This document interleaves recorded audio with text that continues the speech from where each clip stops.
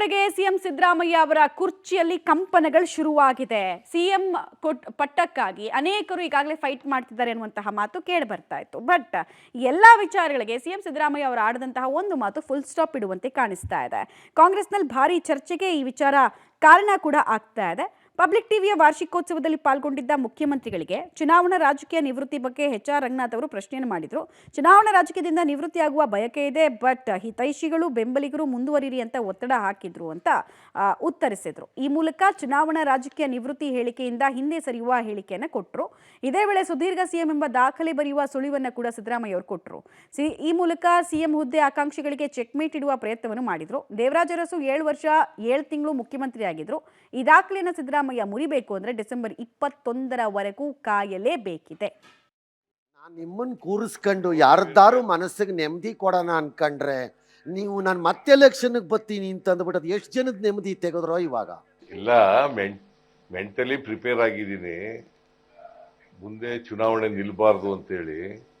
But ultimate ಜನ ಮತ್ತೆ ಹಿತೈಷಿಗಳು ಸ್ನೇಹಿತರು ಎಲ್ಲರೂ ಕೂಡ ರಾಜಕೀಯದಲ್ಲಿ ಮುಂದುವರಿಬೇಕು ಅಂತೇಳಿ ಒತ್ತಡ ಹಾಕ್ತಾ ಇದ್ದಾರೆ.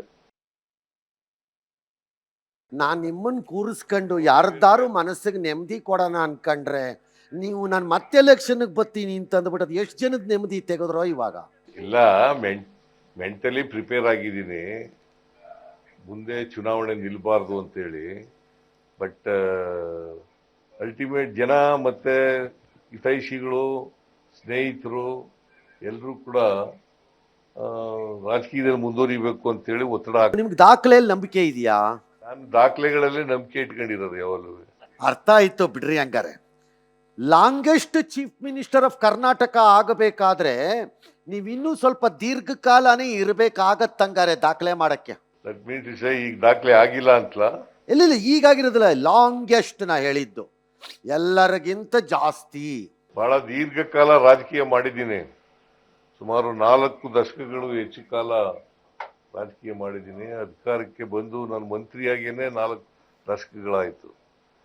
ಇಂದ ಕರ್ನಾಟಕ ರಾಜ್ಯದಲ್ಲಿ ಜನರು ಆಶೀರ್ವಾದ ಮಾಡೋದ್ರಿಂದ ಇಷ್ಟು ವರ್ಷ ಕರ್ನಾಟಕ ರಾಜಕಾರಣದಲ್ಲಿ ಉಳಿಲಿಕ್ಕೆ ಸಾಧ್ಯ ಆಗಿದೆ.